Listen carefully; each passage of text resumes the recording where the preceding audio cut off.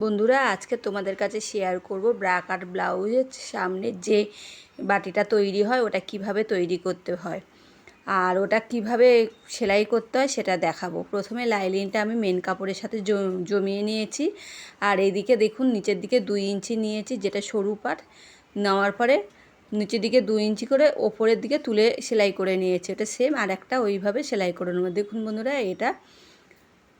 এটার সাথে সাথে মিল হয়ে গেছে।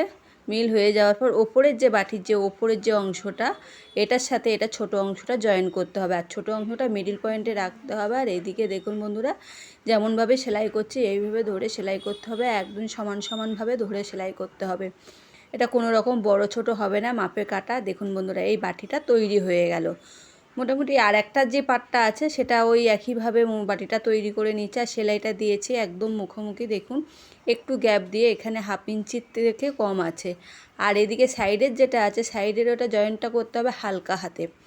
এইভাবে ধরে নিতে হবে। ধরে নেওয়ার পর এইভাবে যেমনভাবে সেলাই করছি এইভাবে হালকা হাতে ধরতে হবে। ওপরের পাটটা হালকা হাতে ধরতে হবে আর নিচের পাটটা টেনে ধরতে হবে। দেখুন এইভাবে টেনে ধরলে পুরো সব একদম মাপে মাপে কাটা। বন্ধুরা দেখুন সমস্ত পাট একদম মাপে মাপে মিল হয়ে যাচ্ছে।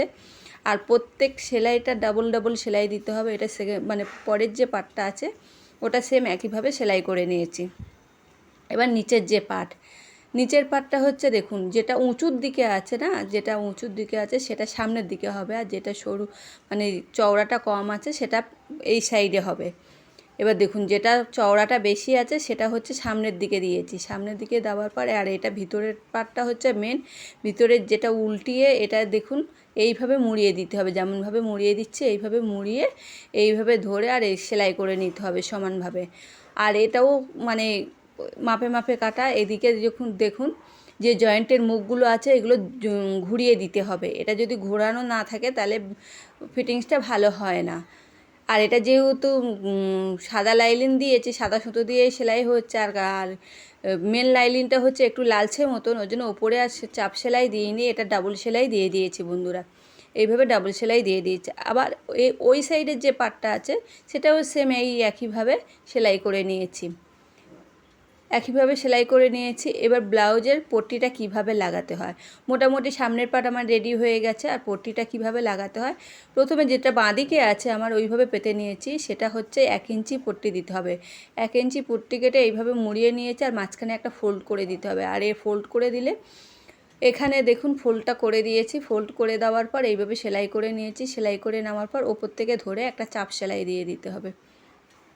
ওপর থেকে ধরে এই চাপ সেলাইটা দিয়ে দিচ্ছি আর এটা বাড়তি যেটা আছে কেটে বাদ দিয়ে দিচ্ছি ওপর থেকে। দেখুন এটা এইভাবে মুড়িয়ে দিলে একদম বসে যাবে। দেখুন এখানে যেহেতু কাস্টমারের বানানো ব্লাউজ, এখানে আর ওপর থেকে সেলাই দেবো না, এটা হাতে হেম হয়ে যাবে। আর এদিকে ডান দিকে যে পাটটা আছে এটা 2 ইঞ্চি চওড়া মানে 2 ইঞ্চি চওড়া নিয়েছি আর এটা লাইলিনের উপরে বসিয়ে নিয়েছি মেন কাপড়টা। এটা উল্টো দিক থেকে সেলাই হবে। উল্টো দিক থেকে এইভাবে ধরেছি, ধরে সামনের দিকে তুলে নিতে হবে। আর এইভাবে সেলাই যখন হয়ে গেছে এইভাবে পেতে এইভাবে মুড়িয়ে নিতে হবে। যেমনভাবে মোড়াচ্ছে এইভাবে মুড়িয়ে নিয়ে একটা সেলাই দিয়ে নিতে হবে।